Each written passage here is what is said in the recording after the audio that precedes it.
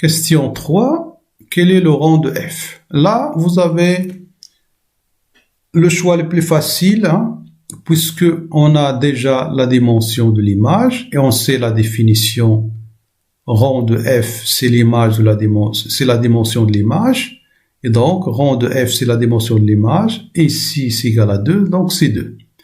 Si on vous donne pas cette question, c'est-à-dire on vous a pas demandé le noyau ni l'image, et on vous a demandé de dire c'est quoi le rang de f, alors il faut revenir à cette matrice-là, et vous avez le rang de f, c'est égal le rang de a. Et pour calculer le rang de a, vous êtes amené à trouver la matrice échelonnée de cette matrice-là, et alors le rang de a, ça serait le nombre de lignes non nulles de la matrice échelonnée de la matrice A. Un calcul que vous pouvez faire grâce à la méthode de Gauss. Question 4. Montrons, vous donne 3 vecteurs. C'est exactement les vecteurs qu'on a trouvés pour le noyau et pour l'image. Montrez que ces 3 vecteurs forment une base de E.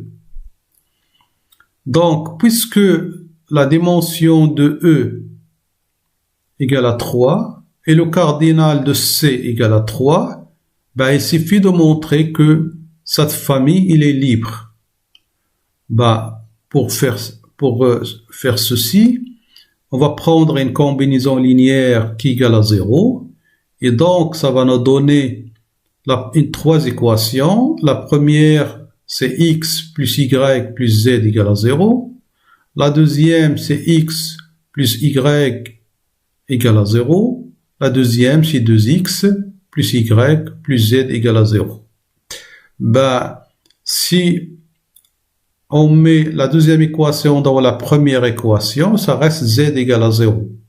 Si z égale à 0, ça reste seulement une seule et deux équations, x plus y égale à 0 et 2x plus y égale à 0. En faisant on retranche l'équation 3 de l'équation, on retranche l'équation 2 de l'équation 3, ça le reste 2x moins x, c'est x, y moins y, c'est 0, donc il reste x égale à 0, et tout, donc alors ça donne x égale à y égale à 0, et donc c'est une base puisque c'est une famille libre et de cardinal 3.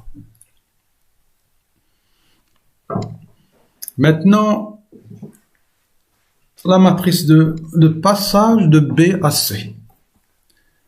Donc, la matrice de passage de B à C, il suffit de mettre les coordonnées de la nouvelle base dans l'ancienne base. Donc, le vecteur 1, U1, quelles sont ses coordonnées dans l'ancienne base? Il a pour coordonnées 1 relativement à E1, coordonnées 1 relativement à E2 et 2 relativement à E3. C'est ça.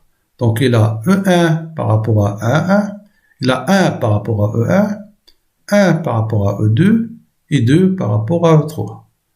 La même chose. Le vecteur U2, il a coordonnées U1, 1 par rapport à E1, 1 par rapport à E2 et 1 par rapport à E3. C'est ça. Et le vecteur 3, ses coordonnées par rapport à E1, c'est 1, par rapport à E2, c'est 0, et par rapport à E3, c'est 1. Et ça nous donne cette matrice-là. Et c'est la matrice de passage de B à C. De B à C. De l'ancienne base B à la nouvelle base C.